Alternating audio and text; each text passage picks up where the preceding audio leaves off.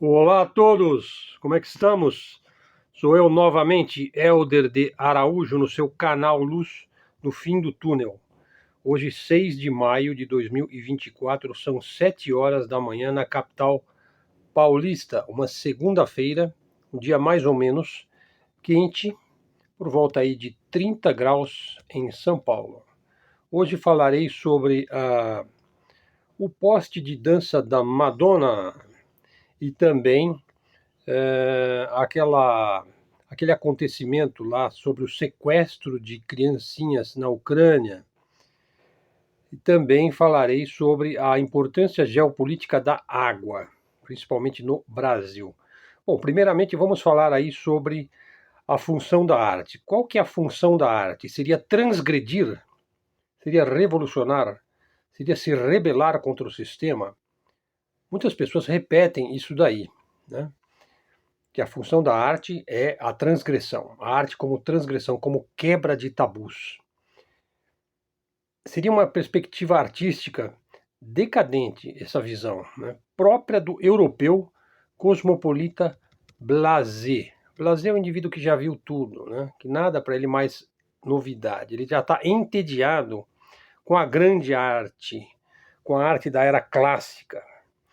Ele já viu a grande música, por exemplo, o maior ciclo de óperas da história. Ele já foi a Bayreuth ver o ciclo completo das óperas de Wagner. Ele já viu as 9 sinfonias de Beethoven, né? Ele assistiu à missa em si menor de Bach, pelo menos uma dúzia de vezes, né? Enfim, os mais excelsos modelos arquitetônicos, né? As mais fantásticas e sublimes catedrais, as esculturas mais perfeitas da Grécia Antiga.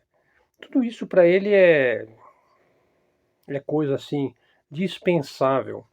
Então, daí a ideia de arte como transgressão. Então, isso podia fazer sentido, né, numa época de mudanças estruturais intensas na Europa. Fazia sentido lá no início do século XX, no período pré-Primeira Guerra Mundial, né, quando surgem aí os manifestos futuristas, manifesto dadaísta, cubista, fauvista, surrealista, expressionista, e assim uma quantidade enorme de escolas modernistas e artistas transgressores, ansiosos frequentemente para exaltar o feio, o louco e louvar o grotesco. Então isso foi comum naquele momento. Então a perspectiva modernista, ela caracteriza aquele período. Esse período vai se estender depois ao período entre guerras, entrando até um pouco depois da Segunda Guerra Mundial, quando já começa aí o que se chama de pós-modernismo, né? A perspectiva modernista alinhou-se perfeitamente com o mundo dos marchands, das exposições, né? Vistas também como uma forma de transgressão, né? E o valor da obra de arte passa a estar associado à ideia de ruptura, de novidade e também à ideia de moda. Muitas vezes se associa à própria loucura e à irracionalidade, como nós vemos, por exemplo, no caso de Salvador Dalí, que é um indivíduo que exaltava a sua própria loucura, né? Aliás, uma época marcada também pela psiquiatria, né? Pela psicanálise do Sigmund Freud, né? Então, tirando este aspecto aí, né, da arte como loucura, a arte de louco, né? A arte feita no hospício, a arte feita como ruptura, como quebra de tabus, como transgressão. E também é uma questão de moda, porque isso entra na moda, isso fica na moda, isso vende, isso entra no mundo do consumo, da alta elite que consome esses produtos. E os artistas passam a receber quantias absolutamente, entre aspas, ridículas, né? Da ordem de milhões, de dezenas e centenas de milhões de dólares por um quadro, por exemplo, ou por uma escultura do Picasso, né, por exemplo. E aquilo se torna o moderno. E veja, a palavra moderno deriva mesmo do termo moda. A palavra moderno vem de moda. Então, moderno é aquilo que está na moda, né? Então, aí você vê o aspecto consumista e também o aspecto ideológico, né, ligado aí à questão da arte, inclusive o aspecto performático, né? A arte como instalação, como muitas vezes mesclado com teatro espontâneo Enfim, é uma época que vai ver também nascer o show business, né? E a arte de consumo. Ela se torna fundamentalmente uma arte para consumo das massas, né? Bom, várias teorias da arte abrangem assim o fazer artístico. Porque veja, qualquer que seja a definição que você der de arte, ela tem que partir do princípio de que arte é uma coisa que você faz. E é o próprio fazer artístico. O artista se encontra durante a execução da sua própria arte, né? E, por exemplo, uma teoria que estabelece a arte como valor da obra, em termos de valor. Por exemplo, ela tem um valor puramente comercial. Então a gente pode falar em arte comercial. Ou a teoria da arte, que vê a arte como uma mimesis, uma imitação da natureza, por verossimilhança. A arte, tudo que ela pode fazer é imitar a natureza. Por exemplo, como se disse lá na era platônica, né? Como o próprio Platão dizia que a arte ela imita padrões, modelos que estão prontos na natureza, né? Por exemplo, quando eles buscam a forma perfeita do homem clássico, né? O próprio Davi de Michelangelo, que procurou trazer, recuperar aquela arte da Grécia clássica, né?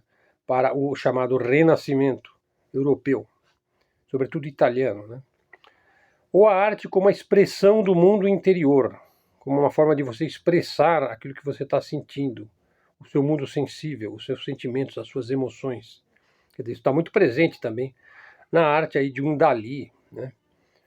A arte como função, ou arte funcional, quer dizer, a arte utilitária, né? Então uma cadeira é um objeto artístico, né? Uma mesa, um móvel. Isso está totalmente presente na indústria, né? Então, toda empresa que produz algum objeto que seja útil dentro de uma casa vai ter um designer, vai ter um projetor, um projetista aí, de que tem uma formação muitas vezes em desenho, em arquitetura, em artes plásticas. A arte como um símbolo da transcendência e do sagrado, por exemplo, a arte sacra, ou a arte religiosa, ou a arte que está presente, por exemplo, nos altares e nas cerimônias de todas as grandes religiões do mundo. A arte como uma mera representação da sensibilidade humana, ou como queriam os antigos gregos, como a contemplação estética do bem, do belo e da verdade. Quer dizer, é uma questão idealística também. Ou como um símbolo arquetípico das formas universais, ou seja, tudo aquilo já está presente dentro de nós e a gente expressa aquilo de uma maneira simbólica. A gente faz aquilo porque a gente não pode deixar de fazer aquilo. É mais forte do que a gente. Então, a arte como necessidade, né? Ou como vontade de poder, de dominação, como um fim em si mesma, como uma forma de manipulação e engenharia social. Ou como um simples objeto de consumo, para entreter e para lucrar, como é o caso da arte de massa, a chamada arte pop, a arte popular, a arte comercial. Sim, a arte pode transgredir, mas a transgressão ela não é a norma, ela não é uma regra. Tipo, se a transgressão for a regra, a norma, a lei da arte, ela não é mais arte. Ela passa a ser, assim, uma arte transgressora, ou engajada, vamos dizer assim. Ela passa a ser um fenômeno de exibicionismo, até de histrionismo. Ou seja, faça de qualquer jeito, porque a norma agora é transgredir. Quer dizer, então você já não dá mais um valor à técnica artística, né? Ao know-how daquela arte. Então, a ideia de transgressão é uma forma também de você negar a importância da técnica. Ou seja, a própria técnica, né, que você adquire por anos de prática, ela é considerada como uma limitação à expressão. A sua arte não é mais intuitiva, porque ela é técnica. Então, a ideia de técnica se associa profundamente a qualquer forma de arte, inclusive a arte popular, mais ainda na arte erudita ou dita clássica. A arte vulgar, existe uma arte vulgar, brega, uma arte feita assim como um estereótipo, estereotipada. A arte sacra, clássica, romântica, barroca, colonial, etc. Ou seja, toda arte pode ser classificada. Mas a grande arte paira acima das classificações, ela tem um algo mais. Ela tem o dom de perdurar, ela vence a limitação do tempo, a grande arte. Às vezes por séculos e às vezes por milênios.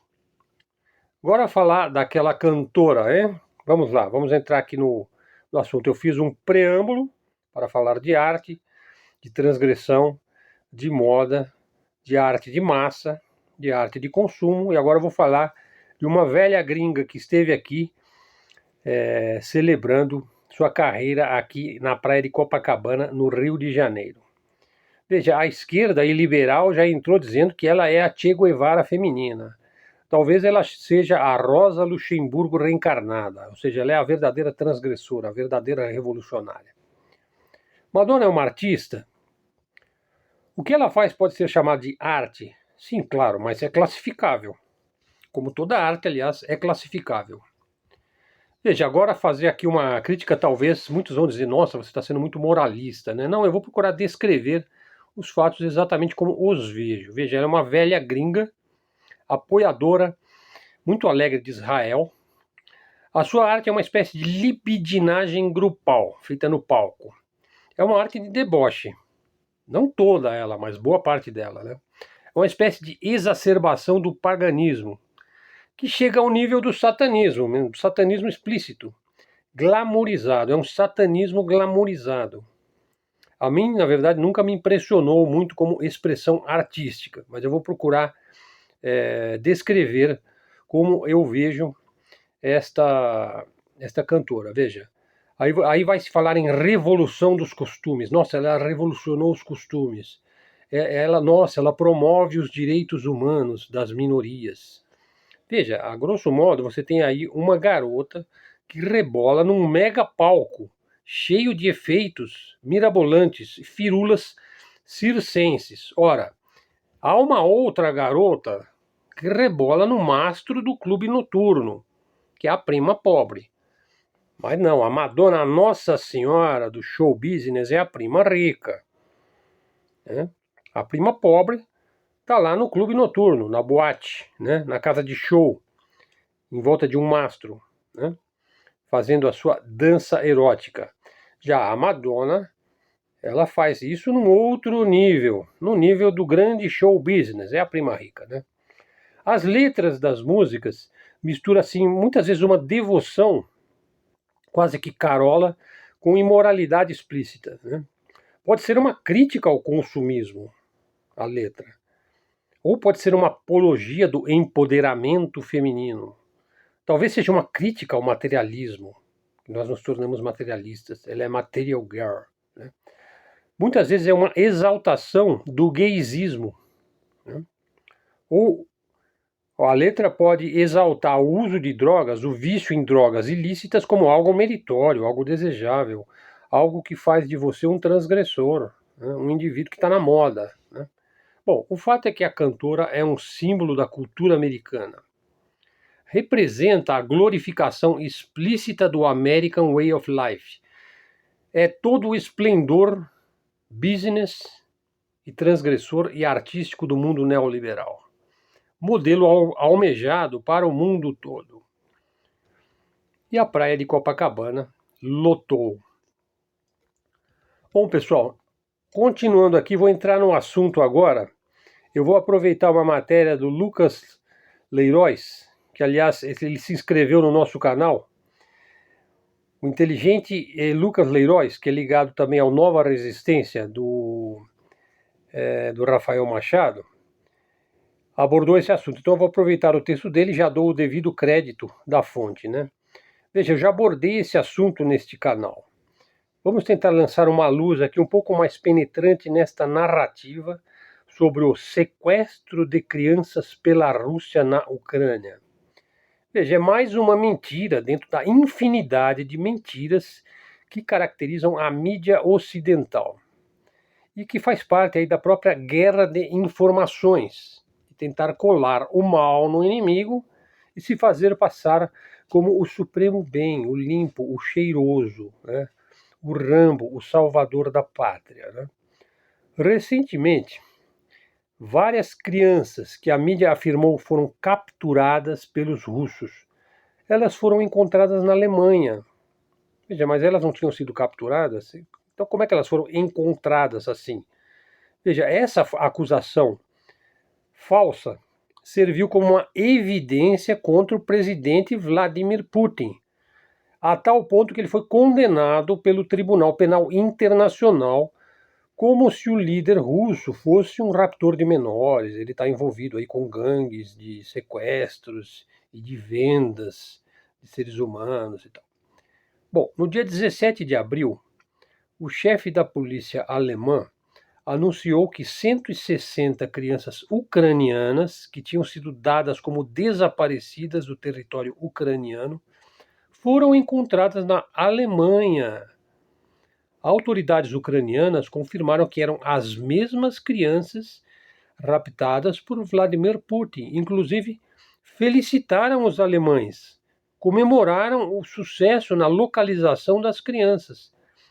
Veja, ninguém fez a pergunta, como é que elas foram parar aqui na Alemanha, hein? Como é que foi feito isso? Bom, então essas crianças consideradas sequestradas pelas forças russas entraram livremente na União Europeia como refugiados, sob a guarda de seus pais ou responsáveis. Elas foram levadas legitimamente, sem problema nenhum, para a Alemanha naquele momento. Então não houve uma ilegalidade no trânsito destas crianças. Simplesmente essas famílias fugiram de uma zona de conflito.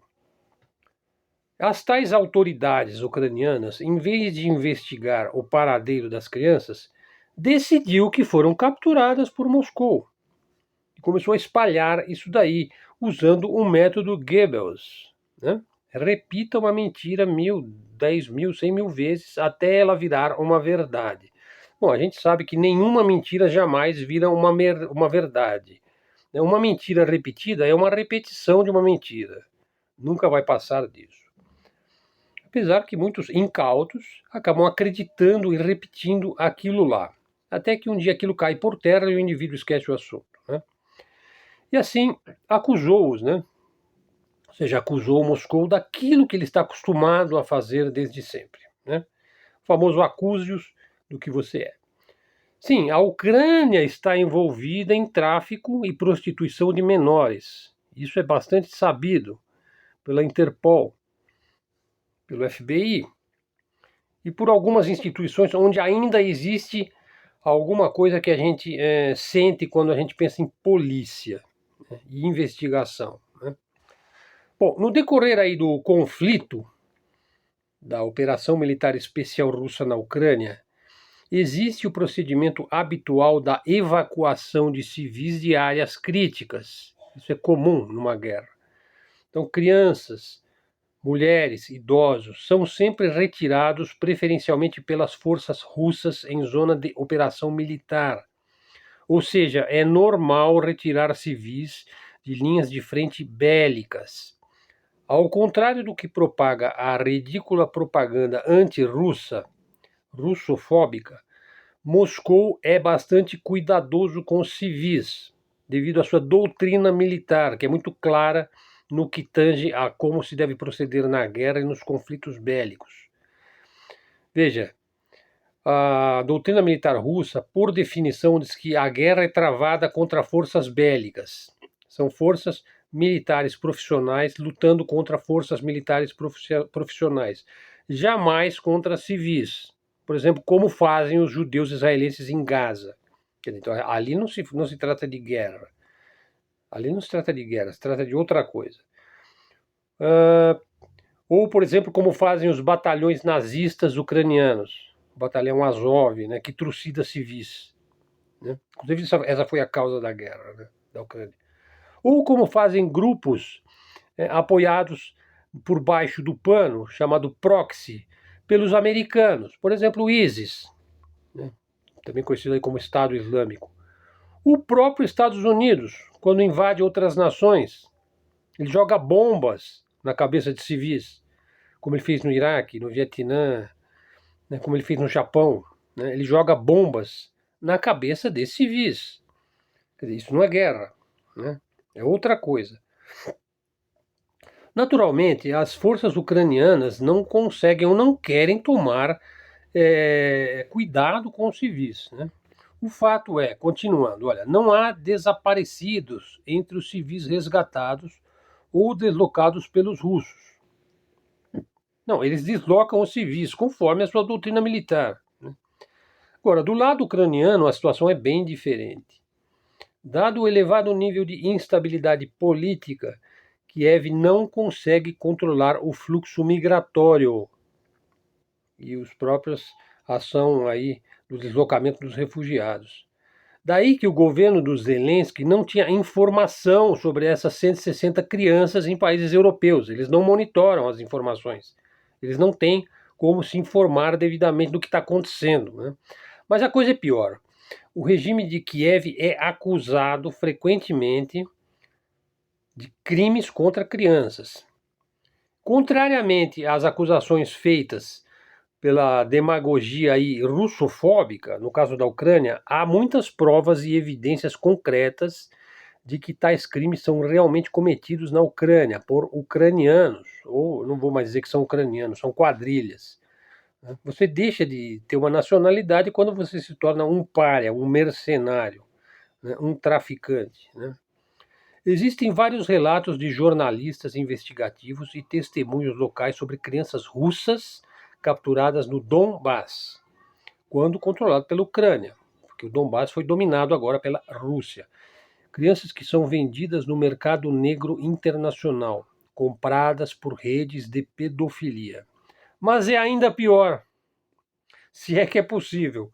Agências de inteligência ucranianas e agências de inteligência ocidentais agem em conjunto por baixo do pano para fazer circular menores no mercado negro. Os dados revelam que muitas crianças ucranianas foram entregues por Kiev a pedófilos do Reino Unido, ricos ingleses e depravados, inclusive altos burocratas e políticos britânicos. Veja, eu já fiz vídeo aqui sobre a ilha do prazer, lá do Brian Epstein. Quer dizer, ninguém desconhece que na alta elite, no alto escalão das elites europeias e americanas, há redes de pedofilia, como nós vimos aí, como foi bastante divulgado, inclusive, pela mídia, né? Há um grupo criminoso na Ucrânia envolvido com o rapto e a exportação de crianças para o Reino Unido, onde caem nas mãos de pedófilos, por exemplo, aquele lá da Ilha do Prazer, né? E via de regra, esses pedófilos é gente do alto escalão do establishment britânico. Quem o diz é o Vasily Prozorov, mas há muitos outros dizendo, inclusive com provas, né? Prozorov é ex-funcionário do Serviço de Segurança da Ucrânia. Veja, ele é da própria Ucrânia, hein? E recentemente ele sofreu uma tentativa de assassinato na Rússia, porque ele está na Rússia. Por isso é que ele ainda está vivo, né? Por sicários infiltrados da quadrilha pedófila. Veja que eles conseguem perpetrar ações dentro de Moscou, como nós já vimos aí no Crocus City Hall, Crocus Circus Hall lá em Moscou. O Prozorov conseguiu escapar deste atentado contra a sua vida, porque ele denunciou este esquema de tráfico de menores para prostituição infantil no Reino Unido. Ele conseguiu escapar, mas as crianças ucranianas não costumam ter a mesma sorte, hein? Bom, essas que foram para a Alemanha tiveram sorte. Veja, vamos aprofundar um pouco a questão. Olha, existem dois tipos de crianças que desaparecem na Ucrânia. As que estão fugindo das zonas de conflito, por exemplo, as que foram para a Alemanha, e aquelas que foram capturadas pelo próprio regime de Kiev. Então, Kiev não fornece informações sobre crianças refugiadas porque está sob caos político. As autoridades não têm controle sobre essa situação. Quanto às crianças raptadas, as autoridades negam ou escondem a verdade. Os próprios agentes estatais de Kiev são os próprios criminosos. Fazem parte da rede de crimes. Daí vê-se a pressa dessa gente neonazista em colocar a prática deprimente na conta dos russos, Kiev e seus sócios e patrocinadores do Ocidente criaram uma narrativa torpe para disfarçar a natureza brutal e anti-humana do regime neonazista promovido aí pelo farto dinheiro do contribuinte americano. Bom, e no fim essa narrativa, graças a certos lobbies criminosos, e temos abordado muito essa questão de lobbies aqui no nosso canal, né? Eu penso até em fazer um vídeo apenas para falar sobre os lobbies e o que é o lobby, né? E aí essa narrativa chegou até o TPI e este condenou o presidente russo por uma falsa acusação. Agora, uma acusação verdadeira, por exemplo, contra aquele indivíduo lá, o Nathaniel, não, parece que essa não vira, né? Quando é verdadeira, só vira quando é falsa, né? E a condenação de Putin proferida pelo TPI, portanto, está inválida. Até porque Moscou não é sequer signatário deste, entre aspas, tribunal. Agora, provada a falsidade das acusações, é provado que as crianças vivem normalmente na Europa. É óbvio que os juízes do TPI precisam revogar imediatamente essa acusação infamante, russofóbica, simplesmente falsa. É pouco provável que esse TPI reconsidere a sentença e vá atrás dos verdadeiros criminosos lá na Ucrânia e também lá naquela terra daquele rei, que é filho daquela rainha, etc, etc. Muito bem, pessoal. Eu vou deixar a matéria que fala sobre a geopolítica da água para o próximo vídeo, que eu me estendi um pouco na questão do sequestro. Então o vídeo hoje ficou assim, né, na forma de vídeo, no nosso canal Luz no Fim do Túnel aqui no YouTube, e também na forma de podcast de áudio no Spotify, também chama-se Luz no Fim do Túnel. Você pode achar lá se você desejar ouvir apenas como áudio.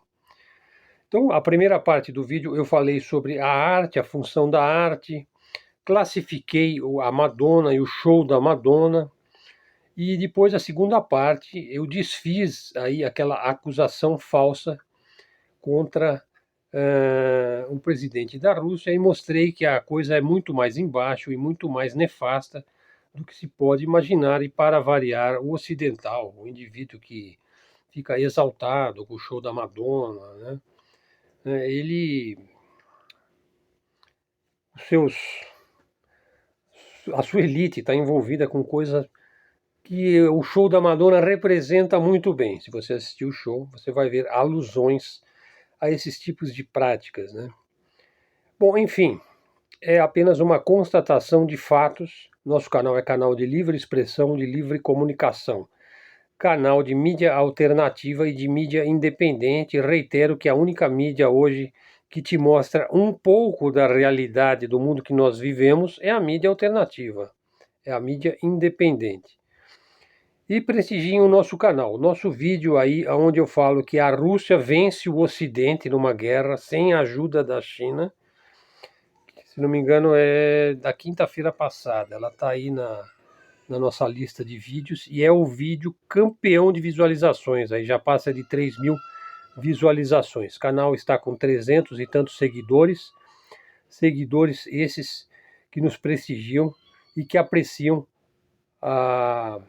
o nosso trabalho.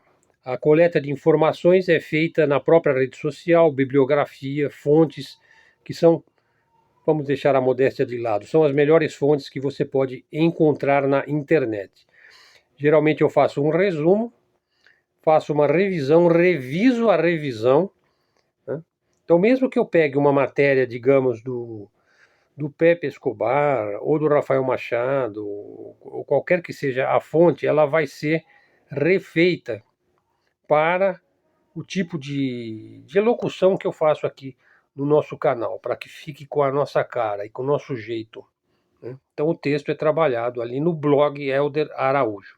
Se você gostou do vídeo, dá um like, traga um seguidor, faça um comentário, se inscreva no canal e acione o sininho aí para o YouTube saber que você esteve aqui. Propague as nossas ideias. E se quiser me ajudar, tá aí o Pix na descrição do vídeo, que é o e-mail. Obrigado a todos, até a próxima e fiquem com Deus.